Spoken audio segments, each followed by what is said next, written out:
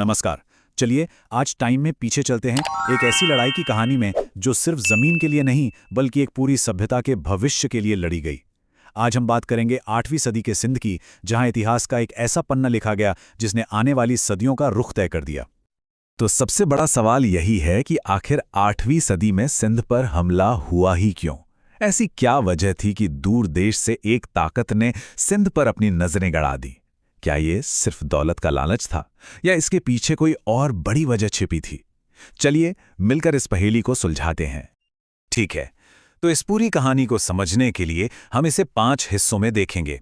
पहले जानेंगे कि ये मिशन शुरू कैसे हुआ, फिर देखेंगे कि पहली कोशिशें कैसे नाकाम रहीं, उसके बाद आएगा वो बड़ा टकराव जिसने सब कुछ बदल दिया, फिर बात करेंगे जीत के बाद के नए राज की, और आखिर में सोचेंगे कि क्या ये वाकई एक नई शुरुआत थी। तो कहानी शुरू कहां से होती है?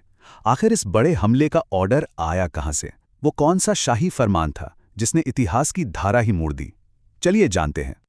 जरा 8वीं सदी के भारत को इमेजिन कीजिए।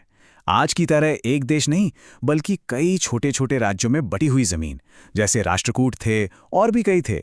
कोई एक सेंट्रल पावर नहीं थी, सब अपनी अपनी दुनिया में मस्त थे। और यही बिखराव बाहर से आने वालों के लिए एक बड़ा मौका बन गया। खलीफा का जो ऑर्डर था वो बिल्कुल क्रिस्टल क्लियर था। 4 मकसद थे। पहला, इस्लाम का प्रचार करना। दूसरा, भारत की जो बेहिसाब दौलत थी उसे लौटना। तीसरा, यहाँ के मंदिरों को तोड़ना। और चौथा, और ये बहुत ज़रूरी है, कि सिर्फ लूट कर वापस नहीं जाना बल्कि यहीं पर अपना साम्राज्य खड़ा करना। लेकिन रुकिए, कहानी इतनी सीधी नहीं थी।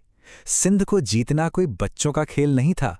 अरबों की शुरुआती कोशिशें बुरी तरह फेल हुईं और उन्हें यह बात समझ आ गई कि सिंध के लोग आसानी से हार मानने वालों में से नहीं हैं। ये देखिए, पहली कोशिश हुई 636 एडी में, आज के मुंबई के पास थाने में, नाकाम। फिर करीब 75 साल बाद 711 में अबेद उल्ला और बुदे ने सीधे सिंध पर हमला किया और नतीजा फिर से नाकामी। तो दो बार हारने के बाद अब बात इज्जत पर आ गई थी। अब मंच तैयार था एक ऐसे महामुकाबले के लिए जो इतिहास में दर्ज होने वाला था। एक तरफ था एक युवा और एम्बिशियस कमांडर मोहम्मद बिन कासिम, और दूसरी तरफ थे सिंध के राजा, राजा दाहिर। तो मैदान में 2 बड़े खिलाड़ी थे। एक तरफ था खलीफा का भेजा हुआ हमलावर मोहम्मद बिन कासिम, और दूसरी तरफ थे अपनी मिट्टी की रक्षा के लिए खड़े सिंध के ब्राह्मण राजा, राजा दाहिर। स्ट्रैटेजी देखिए, वो खैबर दर्रे से भारत में घुसा और एक तूफान की तरह आगे बढ़ा। उसने सबसे पहले देवल के अहम बंदरगाह को जीता, फिर नीर की तरफ बढ़ा, सिस्सम पर कब्जा किया, और आखिरकार वो दिन आ गया जब रावर के मैदान में उसकी सेना राजा दाहिर की सेना के आमने सामने। और इतिहास के पन्नों में वो साल दर्ज हो गया, 712 एडी। जी हां, यही वो साल था जब रावर की उस भीषण लड़ाई में राजा दाहिर हार गए और मारे गए, और उनकी मौत के साथ ही सिंध का भविष्य हमेशा हमेशा के लिए बदल गया। तो ठीक है, राजा हार गए, सिंध पर कब्जा हो गया, लेकिन इसके बाद क्या? एक लड़ाई का अंत, एक नए दौर की शुरुआत होता है। तो चलिए देखते हैं कि कासिम की जीत के बाद सिंध की जमीन पर क्या क्या बदला। एक सवाल उठता है कि आखिर राजा दाहिर हारे क्यों? वजह सिर्फ बाहर का दुश्मन नहीं था, बल्कि घर के अंदर की फूट भी थी। वो अपने ही योद्धा समुदायों को साथ नहीं रख पाए, और इसका सीधा फायदा उठाया कासिल ने। दाहिर के दुश्मन जैसे सिस्सम के जाट हमलावरों से जा मिले। नए राज के साथ आए नए नियम।